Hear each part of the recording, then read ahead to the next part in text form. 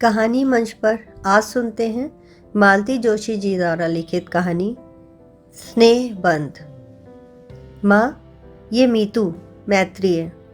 ध्रुव ने परिचय करवाया तो देखती ही रह गई। कटे बाल के नीचे एक छोटा सा चेहरा, वो भी आधा गॉगल से ढका हुआ। नेवी ब्लू रंग की जीन्स के ऊपर चटक पीले रंग का पुलोवर, उस पर बने हुए केबल इतने प्यारे कि कोई और होता तो पास बिठाकर पहले डिज़ाइन उतार लेती, बाकी बातें बाद में होती। पर ये मीतू थी, मैत्री है। अपनी सारी प्रतिक्रिया मन में ही समेटकर मैंने सहज स्वर में कहा, ड्राइंग रूम में चलकर बैठो तुम लोग, मैं पापा को बुला लाऊं। बच्चों के पापा हस्बे मामूल बगिया में इजी चेयर पे लेटे अखबार पढ़ रहे थे। 4 पन्नों का अखबार है, लेकिन पढ़ने में सुबह से शाम लगा देंगे। अपनी सारी खींच उन पर उड़ेलते हुए मैंने कहा, बहू रानी आई है, चलकर मुआना कर लीजिए। बहू रानी? उन्होंने चौंक कर पूछा, फिर चश्मा उतारकर मुझे सीधे देखते हुए बोले, बहू रानी आई है तो तुम्हारा स्वर इतना तल्ख क्यों है? 1-2 नहीं, साथ रहते पूरे 28 साल हो गए हैं। मेरे स्वर का एक एक उतार चढ़ाव उन्हें कंठस्थ हो गया है। फिर भी मैंने कोई जवाब नहीं दिया और चाय बनाने के बहाने रसोई में चली गई। आधा पौने घंटे बाद जब चाय नाश्ता सजाकर बाहर ले गई, उस समय ड्राइंग रूम कहे कहों से गुलजार था। इस बीच शायद शिव भी कॉलेज से लौट आया था और उसी के किसी चुटकुले पे सब लोग ठहाके लगा रहे थे। मुझे देखते ही शिव ने आगे बढ़कर ट्रे थाम ली। ध्रुव ने मेज से सारा कबाड़ हटाकर जगह बनाई। पानी का जग और चटनी की शीशी अंदर छूट गई थी। ट्रे रखकर शिव दौड़कर दोनों चीज़ें ले आया। सब कुछ एकदम व्यवस्थित और स्वाभाविक ढंग से हो रहा था। जब से सविता ससुराल गई है, बच्चे इसी तरह माँ का हाथ बटा देते हैं। पर पता नहीं क्यों आज मुझे यह सब अच्छा नहीं लगा। थोड़ा तो सब्र किया होता इन लोगों ने। मैं भी देखती मीतू नाम की यह लड़की कितना अदब कायदा जानती है। घर की बहू बनकर आ रही है, यह तो हुआ नहीं कि खुद चलकर किचन तक आती। झूठ मूठ ही सही, मदद के लिए पूछती।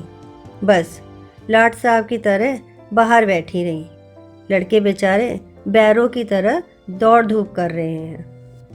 नाश्ते के लिए गरम समोसे बना लिए थे, सूजी के लड्डू और घर का बना चिवड़ा भी साथ था। जनता ने नाश्ते का सरंजाम देखा और खुश हो गई। हाय माँ, आपने यह सब घर पर बनाया है? मीता किलक कर बोली, मैं तो बिलीव नहीं कर सकती, रोज इतना रिच नाश्ता देती हैं आप, तभी आपके दोनों सुपुत्र मोटूमल हो रहे हैं। हमें नज़र मत लगाओ, ध्रुव ने टोका। माँ की जीवन भर की साधना है हमारे पीछे। जानती हैं मीता जी, शिव ने कृत्रिम गंभीरता ओढ़कर कहा, माँ ने हमको खिला पिलाकर ऐसा तैयार कर दिया है कि अब कैसी ही कर्कश भी मिले हम निपट लेंगे, मैदान छोड़कर भागेंगे नहीं। कमरा एक बार फिर हंसी में डूब गया।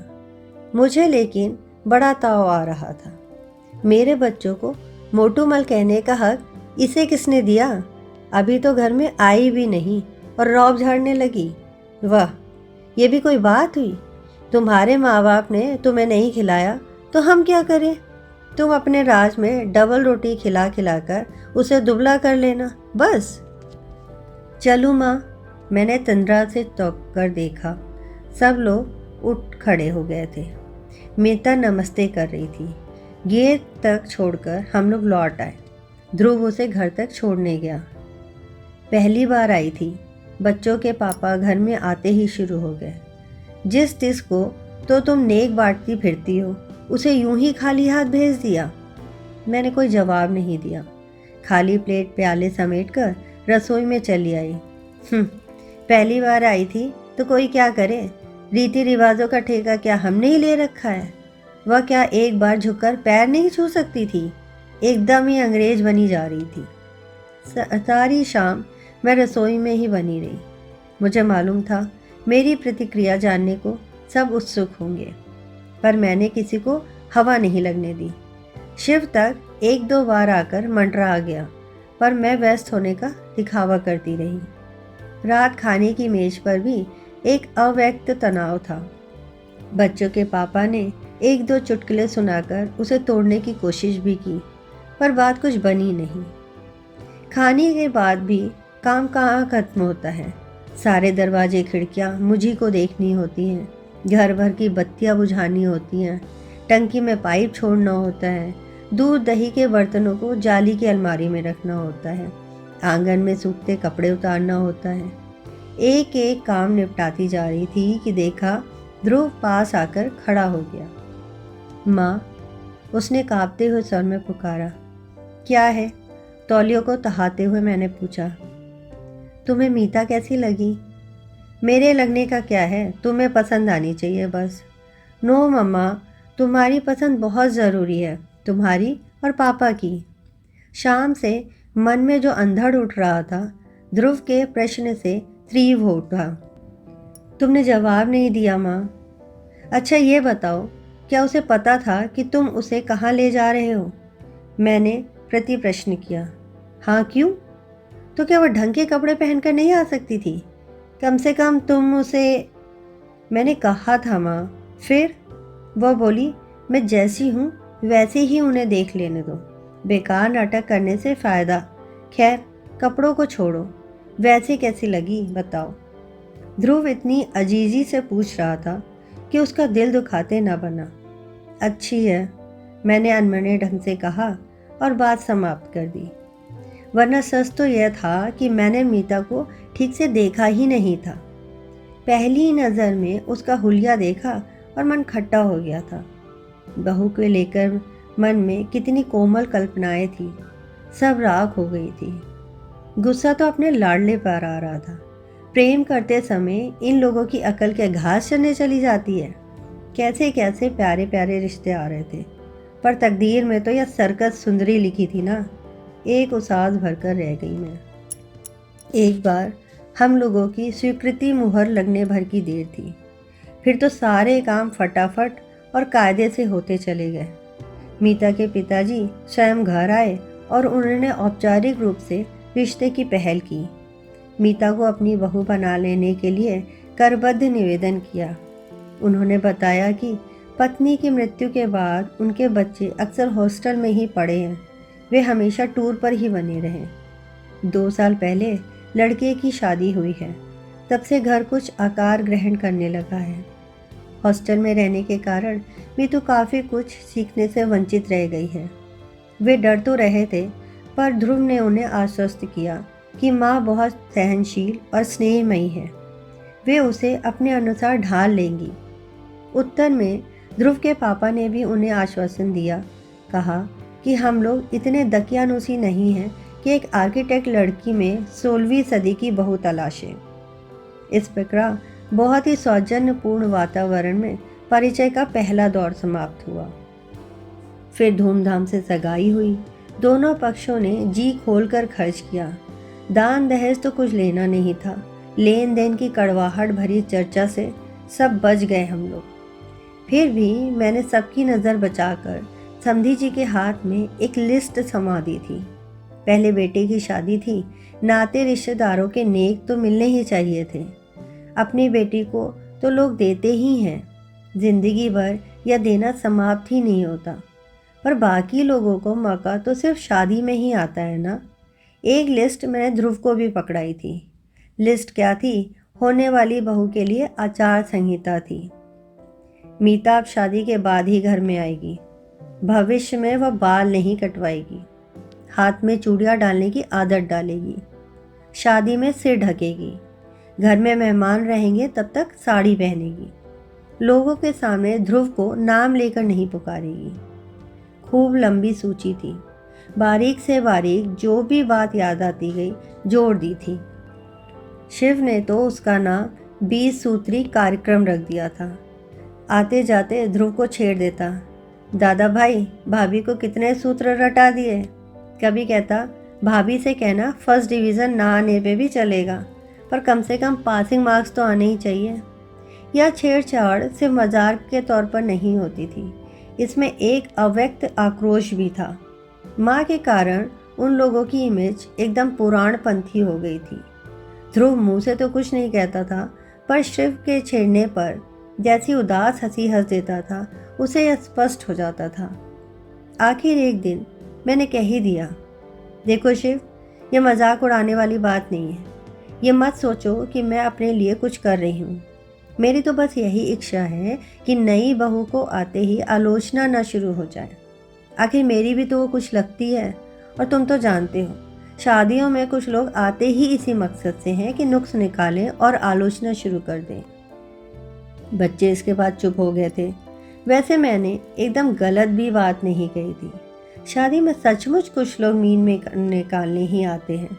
नई नवेली दुल्हनों को सबसे ज़्यादा आलोचना झेलनी पड़ती है। झूठ क्यों बोलूं, खुद ही मैं कई बार इस अभियान में सम्मिलित हुई हूँ। दोनों के परिवारों में जब तक जितनी बहुएं आईं, सबके लिए मेरे पास कहने के लिए कुछ ना कुछ है।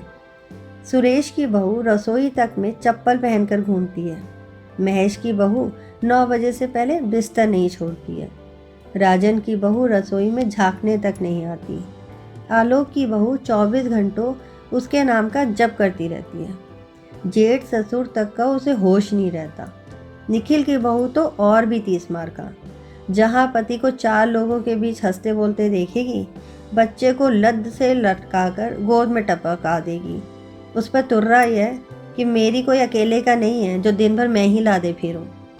सुन सुनकर कान पक गए तो बुआ जी ने एक दिन कह ही दिया, बहू, सब जानते हैं कि बच्चे अकेले कोई नहीं पैदा करता, पर उसका कोई इस तरह ढिंढोरा नहीं पीटता। ये सारे नमूने मेरे आंखों के सामने थे, इसलिए मन में एक आदर्श बहू की कल्पना थी। सोचा था कि ध्रुव के लिए जो लड़की लाऊंगी वह इन सब से अलग होगी, पर अपना सोचा कहाँ हो पाता है। तुम्हारी सारी शर्तों का पालन करेगी तब तो तुम्हें वो अच्छी लगेगी ना माँ? ध्रुव ने एक दिन गले में बाहें डालकर बड़ी आशा से पूछा था। तब यही सोच के संतोष कर लिया था कि लड़का आज भी मुझे कितना चाहता है। आसपास के वातावरण को देखते हुए भी यह कम नहीं था। शादी हुई और खूब धूमधाम से हुई।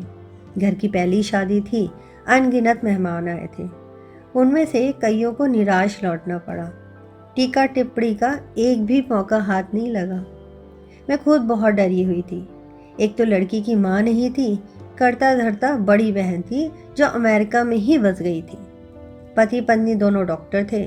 भैया भाभी तो अभी नए ही थे, पर स्वागत सत्कार में, खान पान में कहीं कोई त्रुटि या अव्यवस्था नहीं हो पाई थी।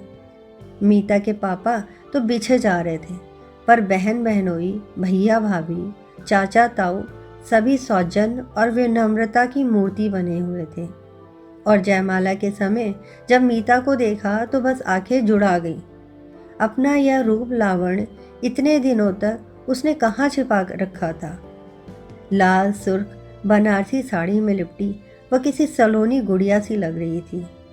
अंतरजातीय विवाह को लेकर एक शूल था मन में, वह भी जाता रहा। इसी बात को लेकर ननंद रानी कोसती रही।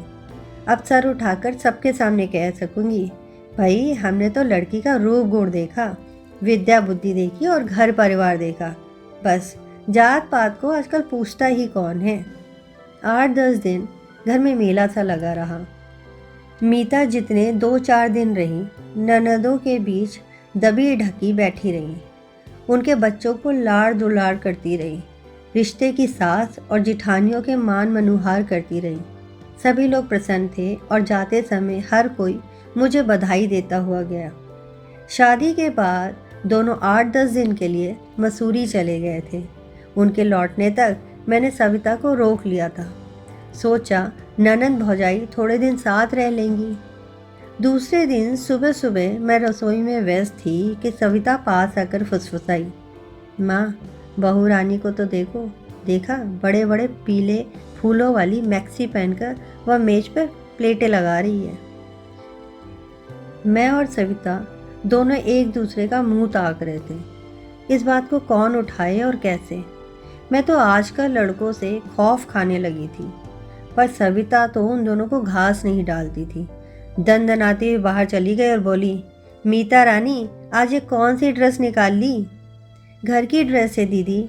फिर सविता की प्रश्नात्मक दृष्टि को समझते हुए बोली, माँ का ऑर्डर था कि मेहमानों के सामने साड़ी पहननी होगी, इसलिए इतने दिन पहनती रही, पर इतना बंधा बंधा लगता है उसमें।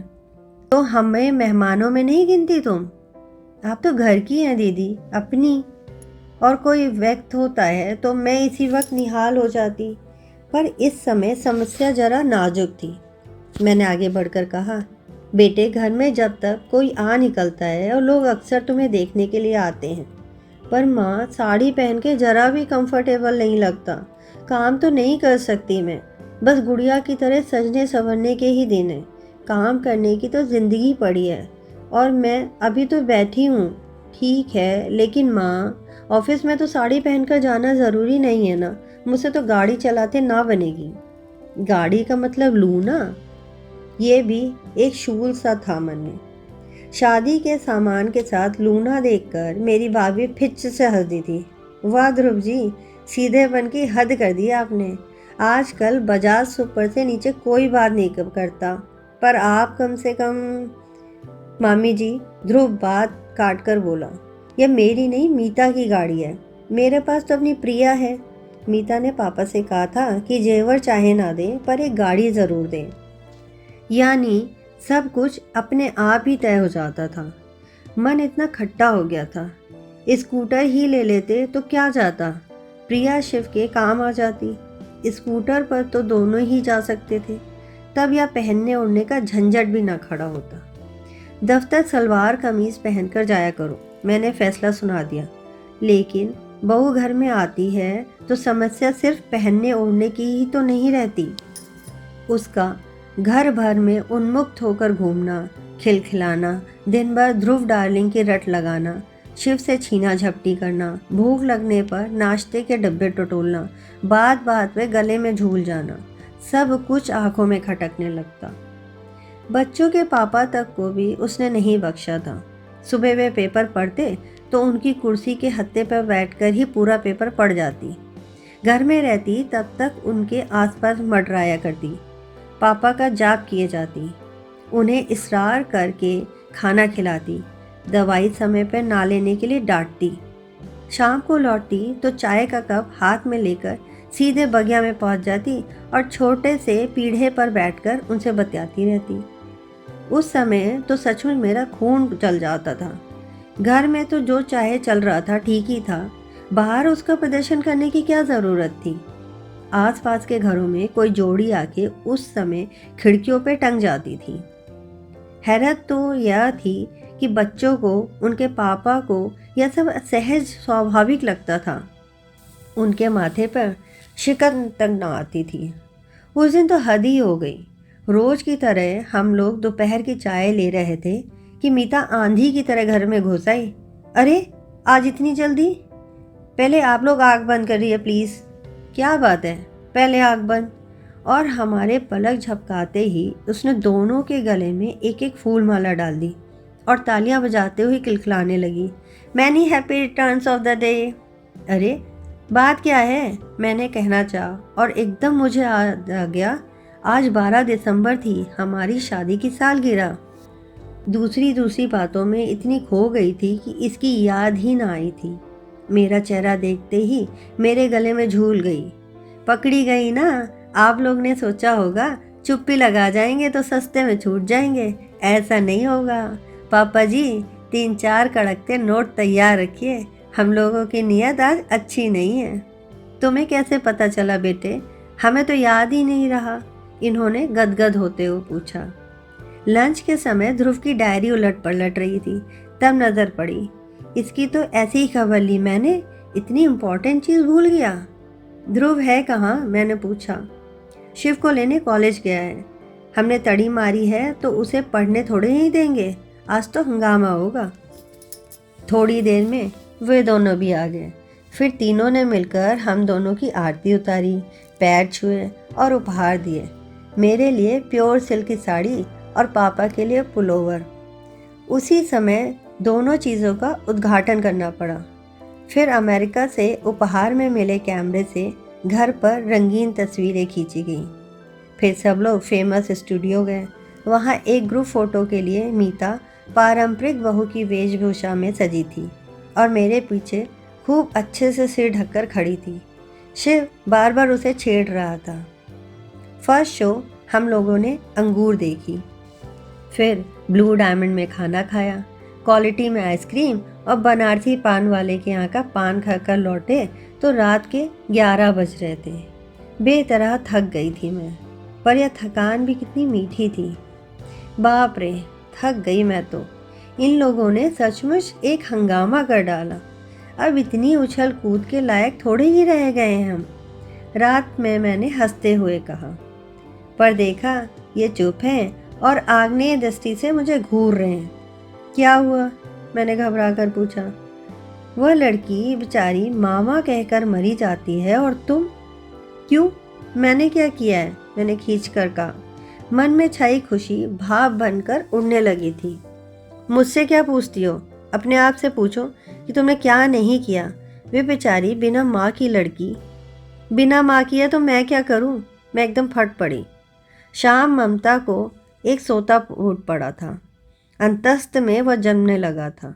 बिना माँ की है तो मैं क्या करूँ, यह तो बताइए। गोद में लेकर घूमूं या लोरी गाकर सुनाऊं? उन्होंने जवाब नहीं दिया और करवट बदलकर लेट गए। इतना गुस्सा आया। यह अच्छा तरीका है, जवाब देते ना बने और बात भी खत्म कर दूं। अजीब मुसीबत है, मैं बुदबुदाई। दिन भर घर में धींगा मुश्ती चलती रहती है। छोटे बड़े का भी लिहाज नहीं रखा जाता। फिर भी मुझे चैन नहीं है।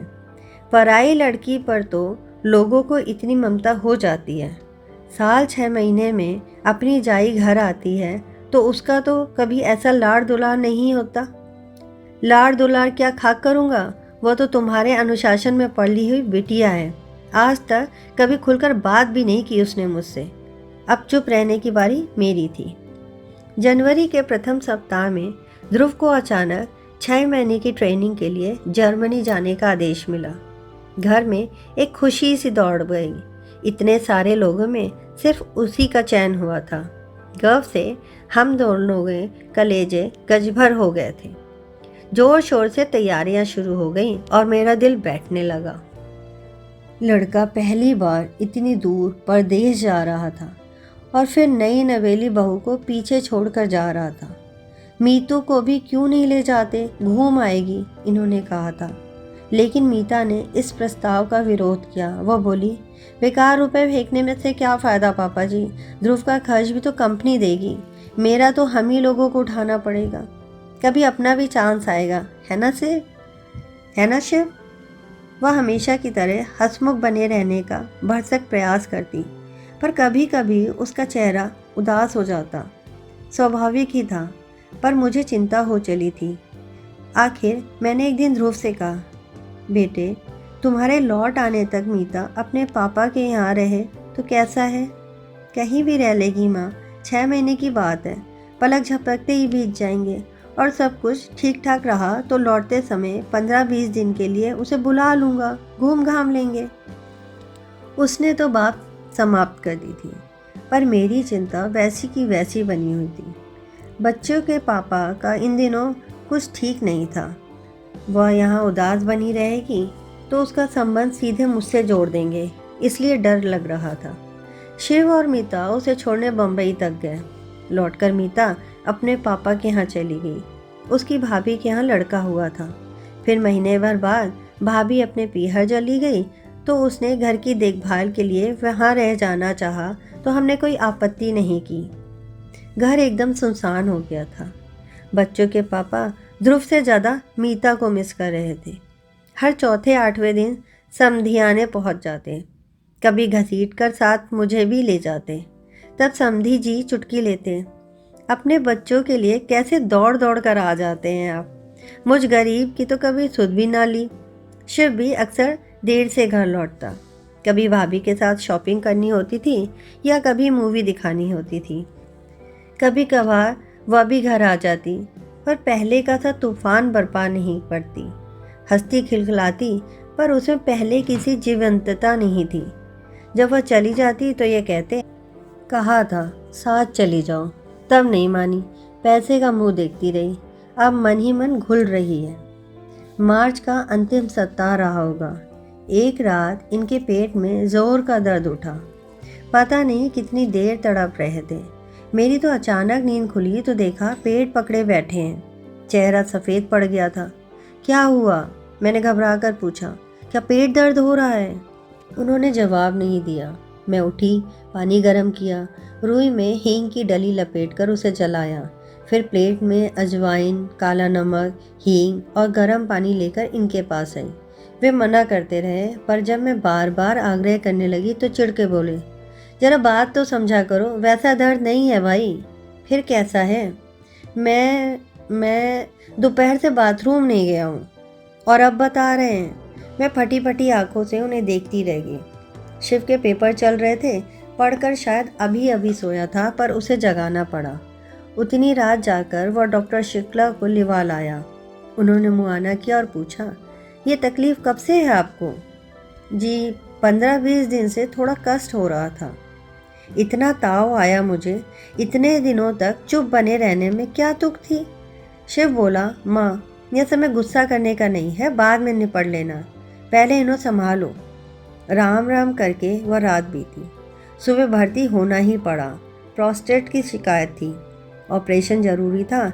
इन्होंने पहले ही अपने आदेश सुना दिया। प्राइवेट नर्सिंग होम नहीं जाएंगे, सरकारी अस्पताल में प्राइवेट वार्ड नहीं लेंगे, जनरल में रहेंगे। इस ऑपरेशन के बाद नर्सिंग की बहुत ज़रूरत होती है। प्राइवेट वार्ड में कोई झांकता भी नहीं है, 10 बार बुलाने जाना पड़ता है। उनकी बात ना मानने का कोई उपाय नहीं था। खजाने की चाबी उन्हीं के पास थी। ध्रुव यहाँ होता तो बात दूसरी थी, पर अब उतनी दूर से बुलाने का कोई मतलब भी नहीं था। जनरल वार्ड जो एक रात गुजारी है, उफ, जिंदगी भर याद रहेगी। इनकी वैसी हालत में नींद आने का कोई प्रश्न ही नहीं था, पर आसपास के वातावरण ने मन को इतना बोझिल कर दिया कि सुबह उठकर लगा मैं ही बीमार हूँ। और दुर्गंध अब भी याद आती है तो मन पर कांटे से उगाते हैं। सुबह शिव कहीं से चाय लाया था मेरे लिए, पर घूंट भर भी गले से नहीं उतरी। 10 बजे ऑपरेशन होने को था। 9 बजे ही स्ट्रेचर पे डाल ले गए। मैं और शिव पीछे पीछे चल पड़े। जहाँ तक जाने दिया वहाँ तक गए। फिर वहीं बैठकर इष्ट देव का जाप करने लगी। शिव बेचारा दौड़ धूप में व्यस्त हो गया। नमस्ते बहन जी, मैंने चौंक कर देखा। मीता के पापा थे। आपने तो खबर भी नहीं कही, इतने बेगाने हो गए हैं हम लोग। उनके स्वर में आक्रोश था, शिकायत थी। मैं क्या जवाब देती? वो तो मीतू अभी किसी काम से घर गई थी, तब पड़ोस के मेहता साहब ने बताया। सब कुछ इतना अचानक हो गया, मैंने अपराधी स्वर में कहा। शिव बेचारा एकदम अकेला पड़ गया था। सारी दौड़ भाग उसी के जिम्मे थी। यही तो मैं कह रहा हूँ, उसे अकेले सारी दौड़ भाग करने की क्या ज़रूरत थी? हम लोग किस लिए हैं? कल को ध्रुव सुनेगा तो क्या कहेगा? उनसे तो जो भी कहेगा, मुझे तो उन अपनी चिंता हो गई थी। ध्रुव मुझसे क्या कहेगा? इन पर इतना ताव आ रहा था। दर्द से तड़प रहे थे, पर मजाल है कि बटुए की पकड़ जरा सी ढीली हो जाए। जनरल वार्ड में रहेंगे, यहाँ नर्सिंग अच्छी होती है। अब इतने बड़े आदमी को उस नर्क में ले जाऊंगी तो कैसा लगेगा? अपनी इस दुश्चिंता में यह पूछना भी याद ना रहा कि मीता कहाँ है। 11:30 बजे उन्हें थिएटर के पास वाले कमरे में लाकर रखा गया। ऐसे हट्टे कट्टे हंसते बोलते व्यक्ति को इस तरह असहाय अवस्था में देखकर मेरी तो रुलाई फूट पड़ी। मीता के भाई नरेश मुझे सहारा देकर बाहर ले आए और वापस बेंच पे बिठा दिया। असहाय सी मैं वहाँ बैठी रही। 2 घंटे बाद उन्हें वार्ड में ले जाने की अनुमति मिली।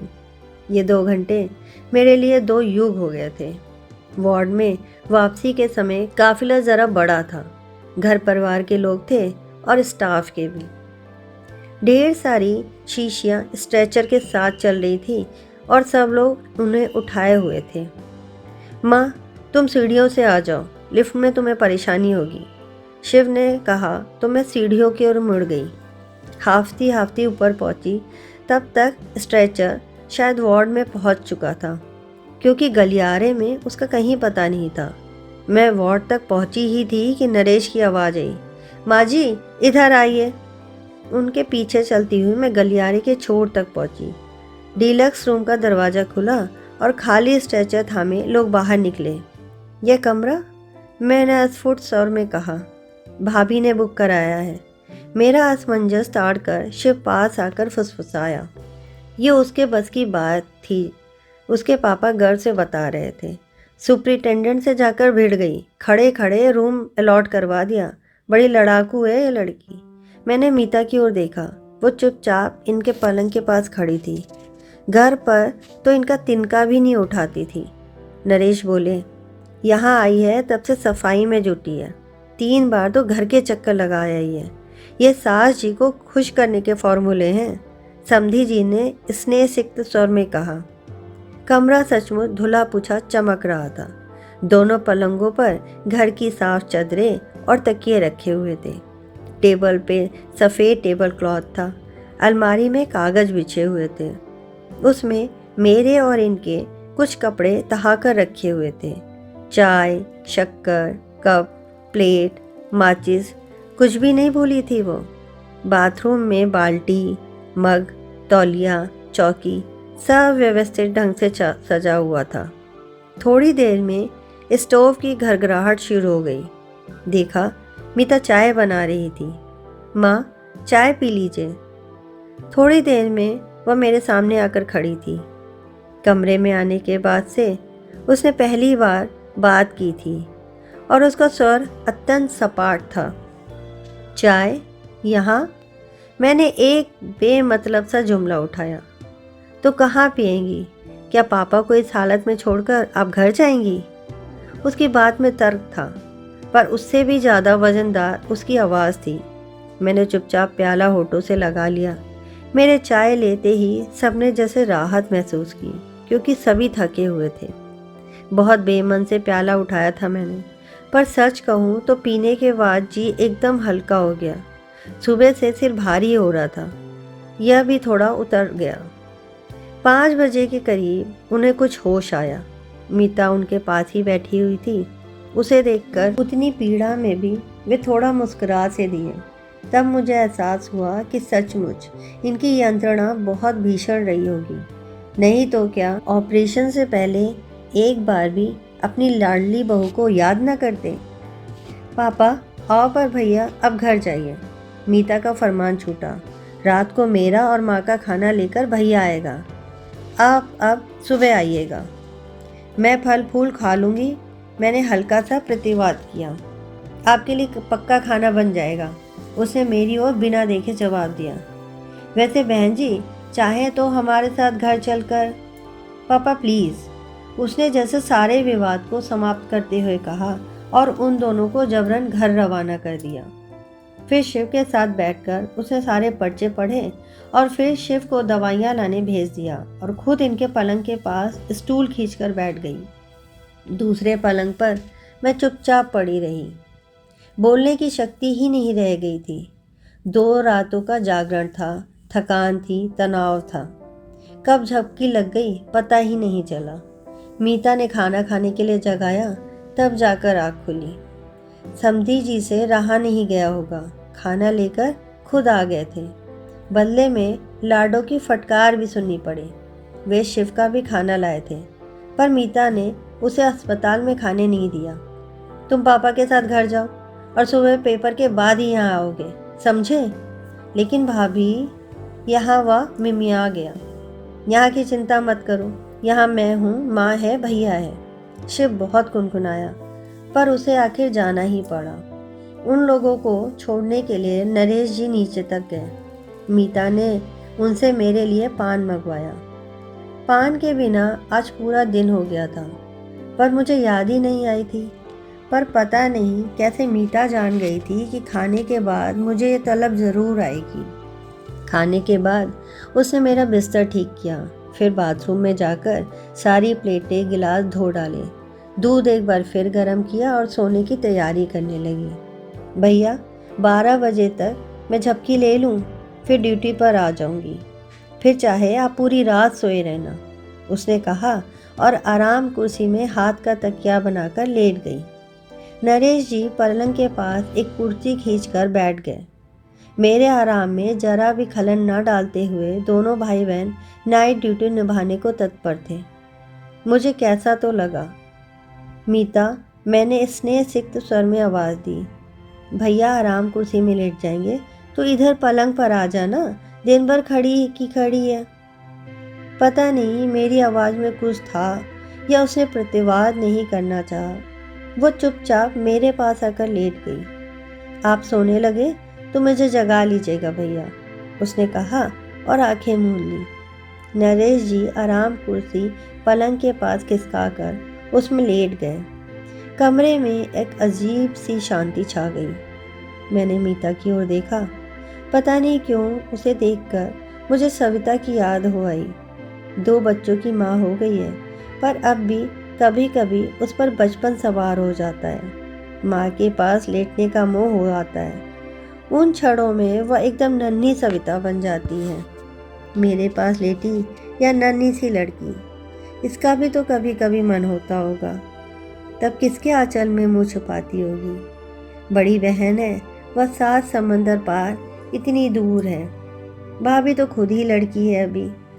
वह मेरी ओर पीठ करके लेटी थी, निस्पंद। सलवार सूट उतारकर उसने नाइटी पहन ली थी। उसमें एकदम बच्ची सी लग रही थी। दिन भर किसी उग्र तेज से दपदप करता हुआ चेहरा एकदम निरीह, निष्पाप शिशु सा लग रहा था।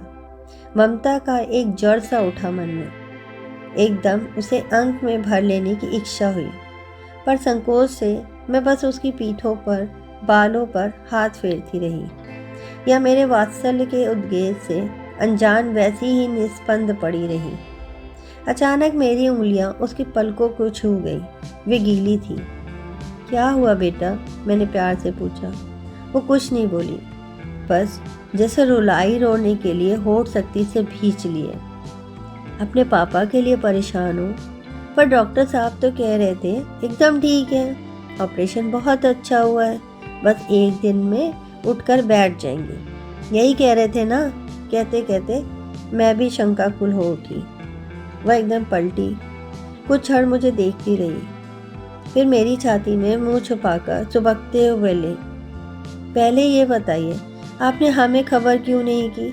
पापा जी इतने बीमार हो गए और किसी ने मेरी याद भी नहीं आई। यही तो अपने आप को कटघरे में खड़ा करके मैं बार बार पूछ रही थी, मुझे उसकी याद क्यों नहीं आई? अपनी बिटिया को कैसे भूल गई थी मैं? तो ये कहानी आपको कैसी लगी मुझे कमेंट करके ज़रूर बताइए, और ऐसी ही कहानियाँ सुनते रहने के लिए मुझे लाइक और सब्सक्राइब ज़रूर करिए।